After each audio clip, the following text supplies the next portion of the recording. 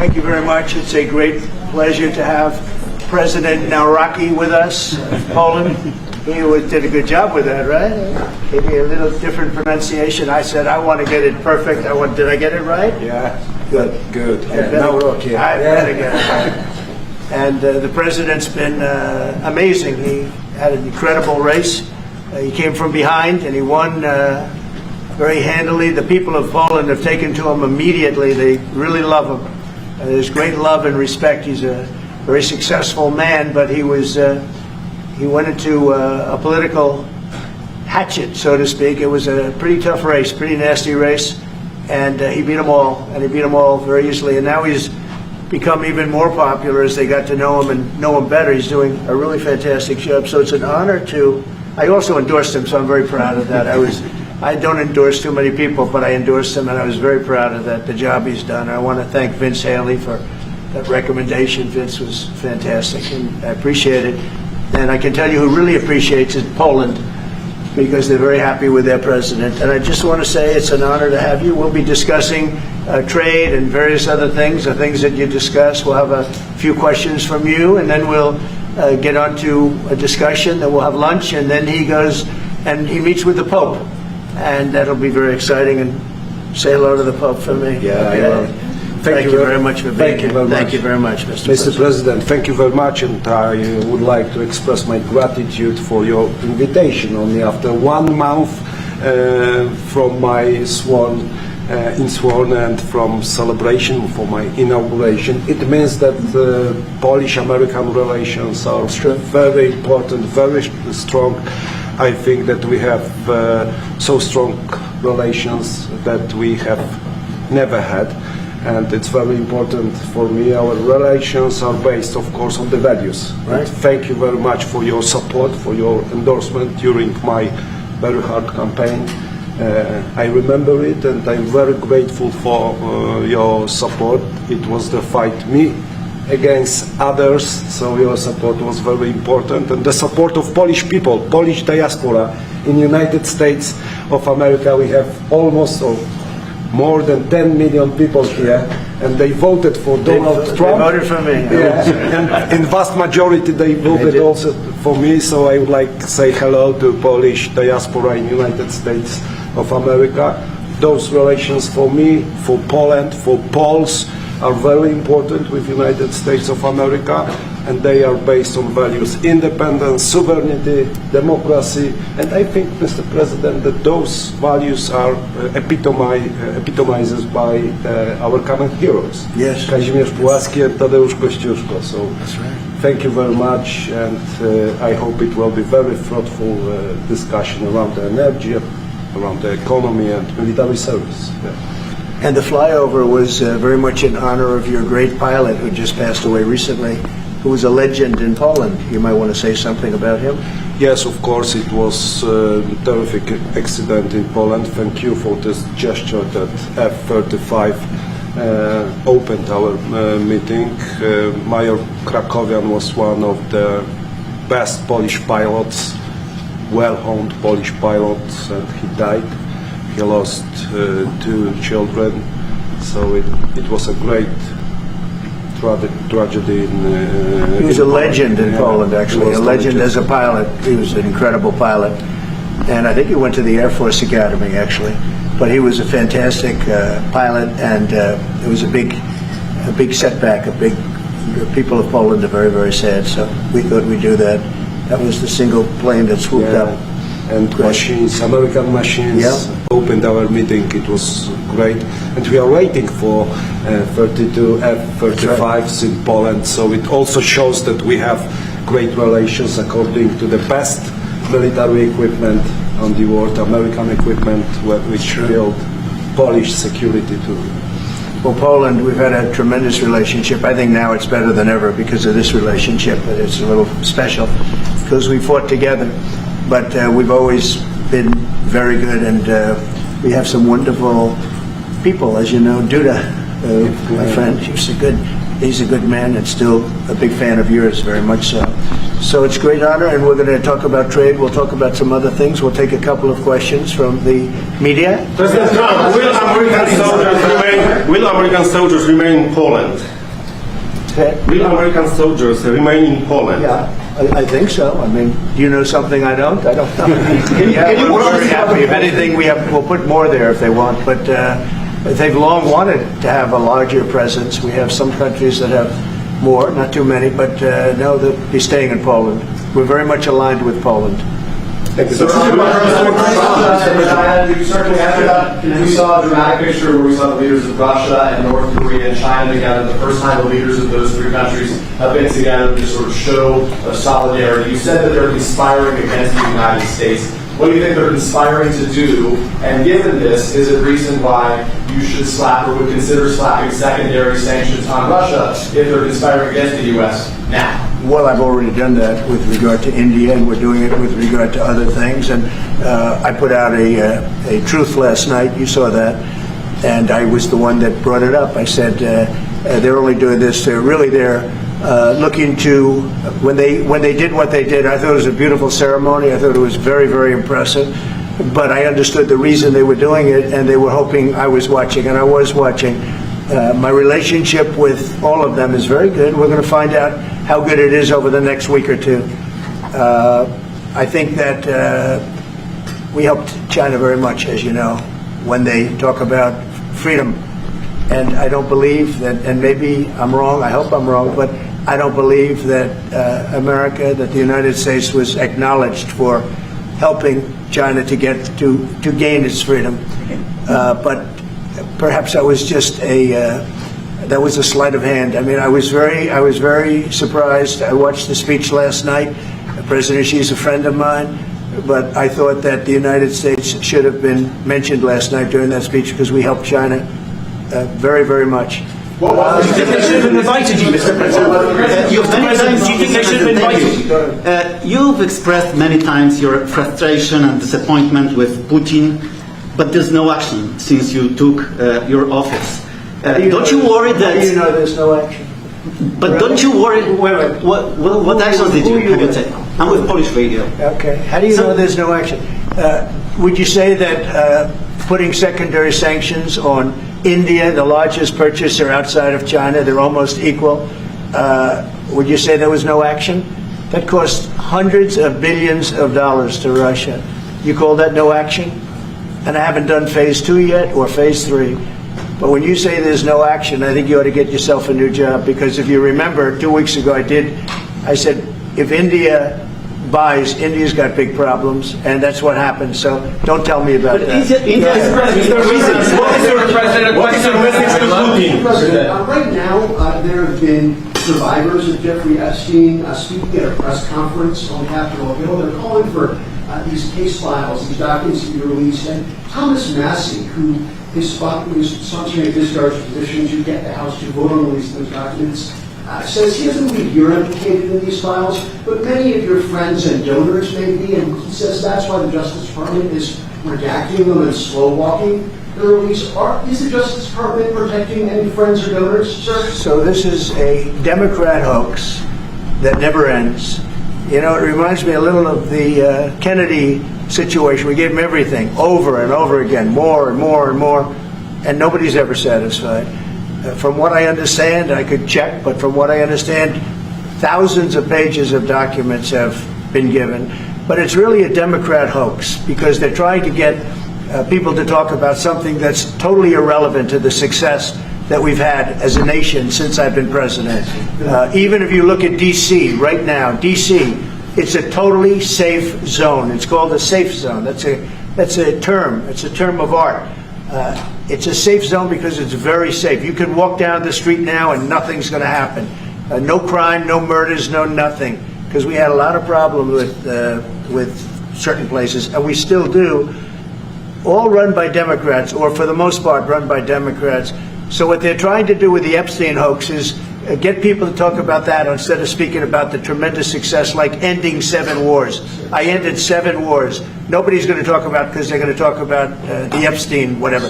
I understand that we were subpoenaed to give files, and I understand we've given thousands of pages of files. And I know that no matter what you do, it's going to keep going. And I think it's enough, because I think we should talk about the greatness of our country and the success that we're having. I think we're probably having, according to what I read, even from two people in this room, we're having the most successful 8 months of any president ever. And that's what I want to talk about. That's what we should be talking about, not the Epstein hoax. When are you going to make a decision on Ukraine, Mr. President? What is your message to Putin? Mr. President, Your message to Putin?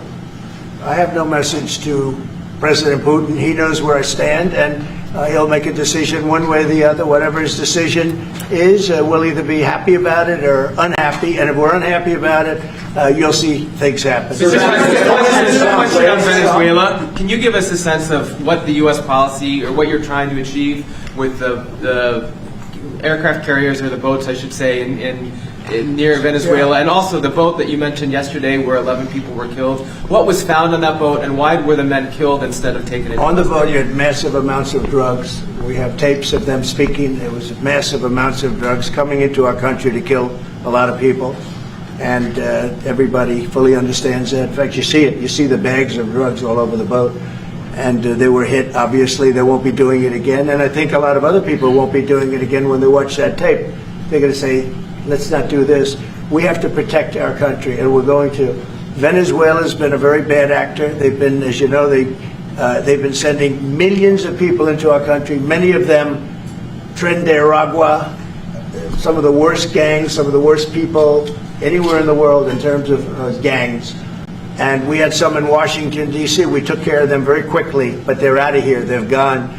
But Venezuela's been very bad, both in terms of drugs and sending some of the worst criminals anywhere in the world into our country. They emptied out, you don't know this, but they emptied out their prisons in Venezuela, and they emptied them out into the United States of America. And that's part of the problem we have. We're getting them out. We're getting them out rapidly, but it's caused a tremendous problem. And Pete and all of the people that are working very hard to rectify the stupidity of the Biden administration, allowing these people to pour into our country with open borders.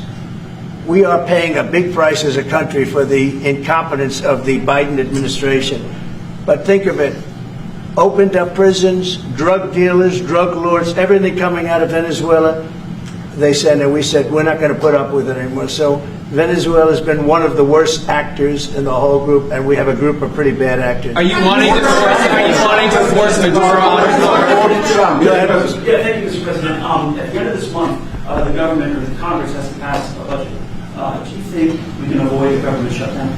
Yeah, I do. I think the Republicans will vote for an extension. We won't have any Democrat votes. We could give the greatest budget ever. Tax cut of 50%, everybody taken care of, perfect for women, perfect for men, perfect for minorities, perfect for everything, and we wouldn't get one vote for the Democrats because they've lost their mind.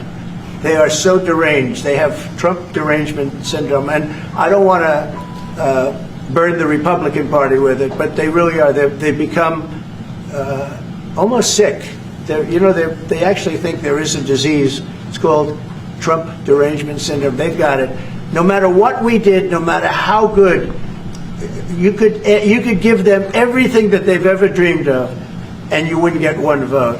These are sick people, and I think we're going to have a tremendous midterm. We just approved the largest tax decrease in the history of our country. We have things, if you think of it, no tax on tips, no tax on Social Security for our seniors, no tax on overtime, deductions when you buy a car and you borrow money to buy a car. First time they've ever seen anything like this. Middle-income people get deductions. You get a deduction when you buy a car. Nobody's ever seen. And by the way, they're selling cars like crazy. Cars are pouring back because of the fact that we have tariffs. Cars are pouring back into our car plants are pouring back into our nation. They're coming from all over the world. They're coming back. We lost about 54% of automobile manufacturing over a 30-year period, 35-year period. They're all coming back. I think they're coming back higher than ever before. We have AI going up. What we've done is amazing, and what we've passed is amazing. But the Democrats, I don't believe, will get one vote. It's very anti-crime. We want anti-crime. They're in favor of crime. We're against crime. They gave us things like men playing in women's sports, open borders for everybody, transgender for everybody. I mean, they wanted transgender for all of the crazy things that they were saying. And, you know, people would say there are 80-20 issues. I say there were 97-3. I always say 97-3, and nobody knows who the three are. This is the best issue of all. They are against preventing crime. They are fighting us. I want to go into Chicago, and I have this incompetent governor that doesn't want us. Do you know that this weekend 72 people were shot in Chicago?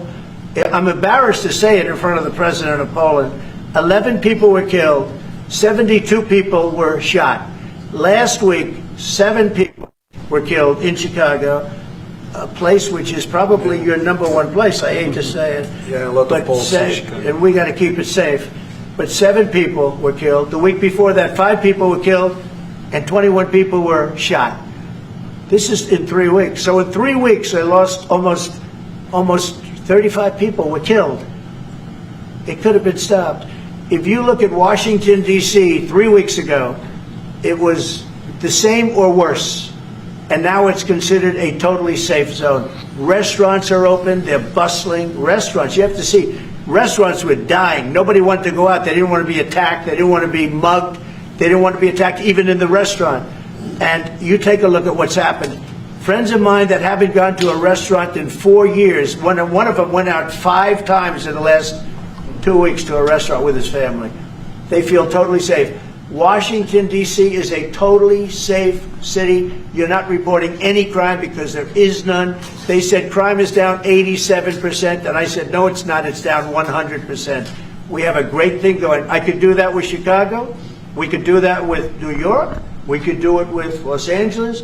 So we're making a determination now. Do we go to Chicago, or do we go to a place like New Orleans, where we have a great governor, Jeff Landry, who wants us to come in and straighten out a very nice section of this country that's become quite tough, quite bad. So we're going to be going to maybe Louisiana, and you have New Orleans, which has a crime problem. We'll straighten that out in about 2 weeks. It'll take us 2 weeks, easier than D.C. But we could straighten out Chicago. All they have to do is ask us to go into Chicago if we don't have the support of some of these politicians. But I'll tell you who is supporting us, the people of Chicago.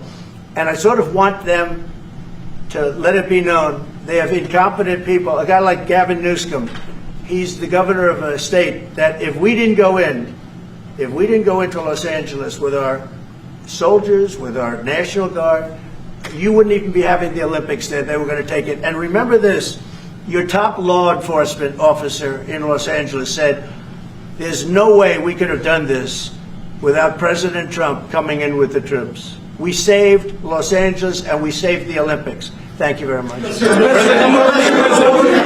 President Dombrovskis. I got this, sir. Thank you, Andrew. Thank you. Mr. President, in regards to Gavin Newsom, would you be open to a congressional investigation in regards to the specific Palisades fire where it killed 12 seniors to see whether there's any negligence on Gavin Newsom or Karen Bass in regards to those deaths? Well, hey, there's negligence on not getting people permits. That is negligent. We got all of the federal permits. Lee Zeldin, the federal permits are much more difficult. They were all gotten within 30 days. People could go build their houses. It's going to be years before they are allowed to build their house. And Karen Bass is grossly incompetent. And Newsom, this is a very incompetent guy.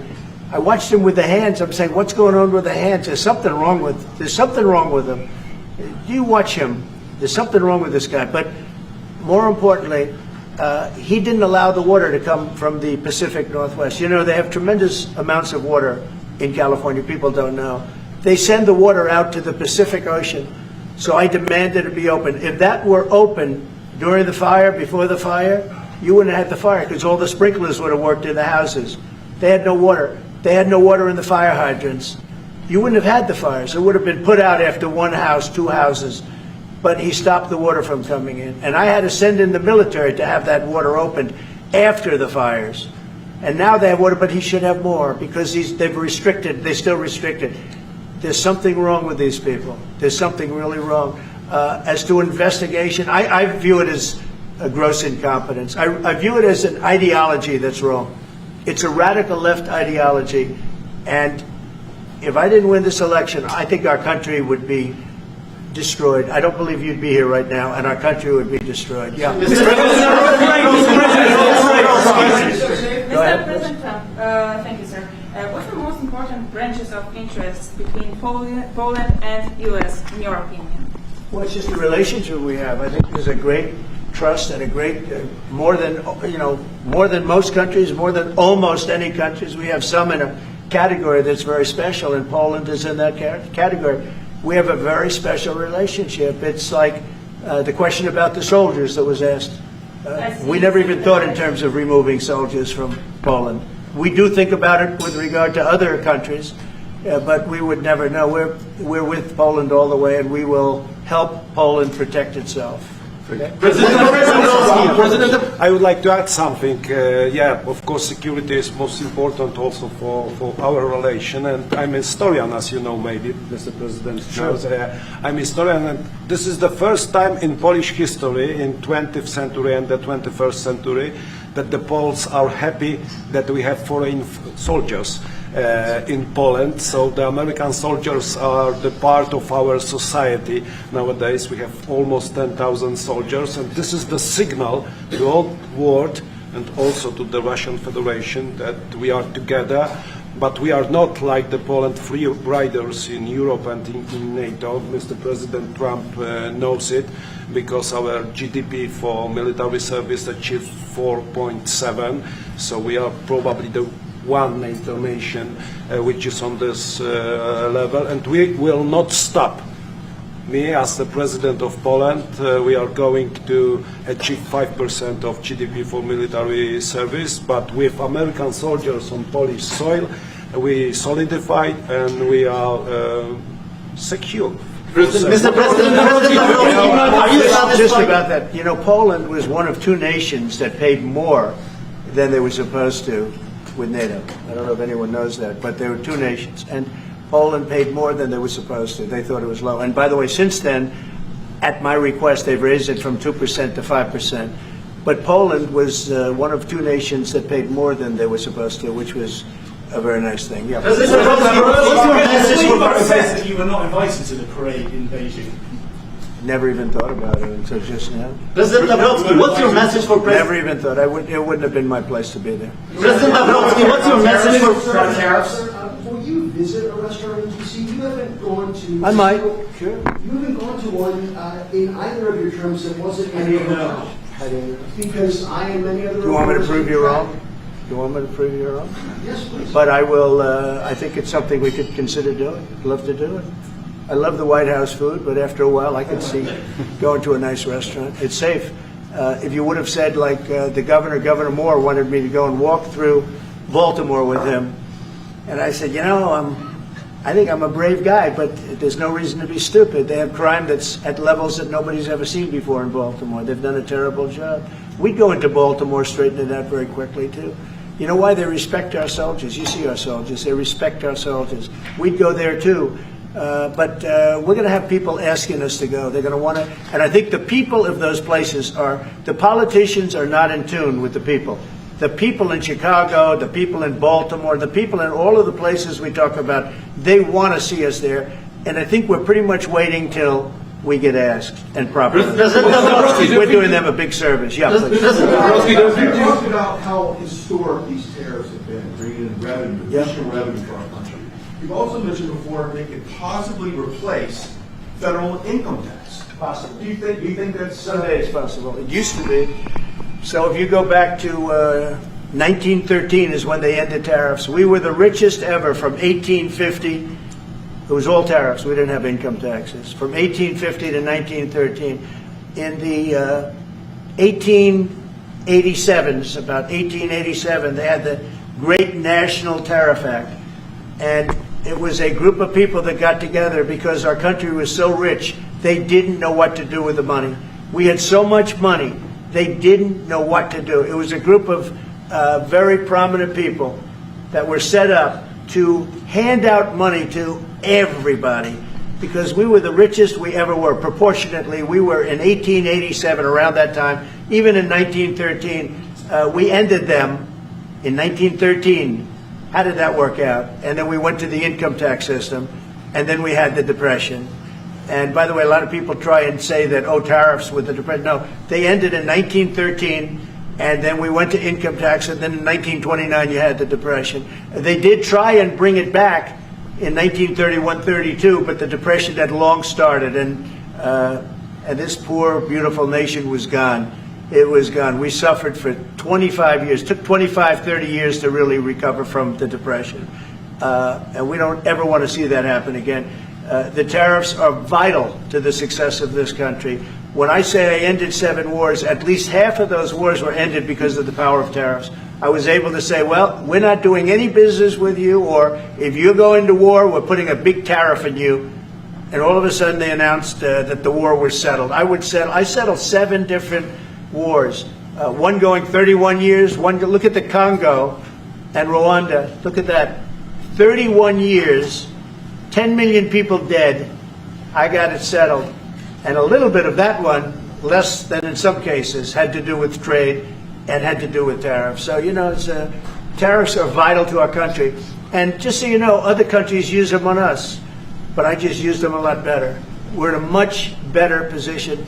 We have trillions of dollars coming into our country. If we didn't have tariffs, we would be a very poor nation, and we would be taken advantage of by every other nation in the world, friend and foe. We're not going to let that happen. And we have a very, very big case in the Supreme Court. I can only say this.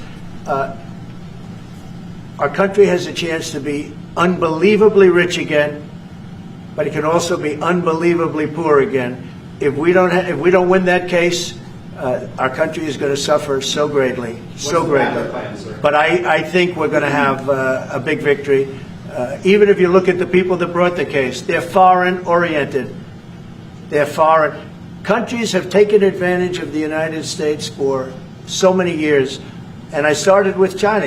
Last term, I took in hundreds of billions of dollars in tariffs from China. But when COVID came, the last thing I was going to do is we're going to tariff France and Italy and, others, Spain, when they were doing so badly. But now we made a deal with the European Union where they're paying us almost $1 trillion, and they're happy to do it. You know what? They're happy. It's done. These deals are all done. I guess we'd have to unwind them. We've done deals with Japan, with South Korea. We've done deals with many countries and others to come.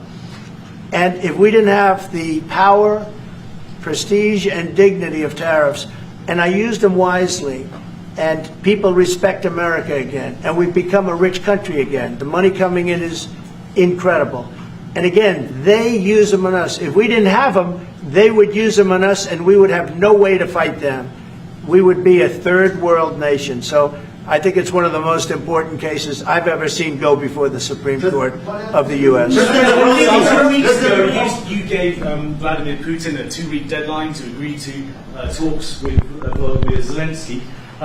That deadline is now nearly approached. Can you give us any indication of when you will make a decision? Well, I'm having a conversation with him very shortly, and I'll know pretty much what we're going to be doing. We've taken very strong action, as you know.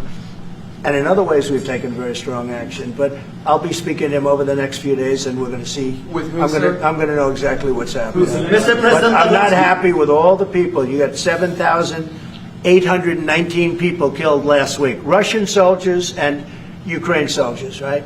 Not American soldiers, not soldiers from Poland, but they're human beings. They're souls. They have parents. They wave goodbye to their parents, and their parents never see them again. That's the end of them.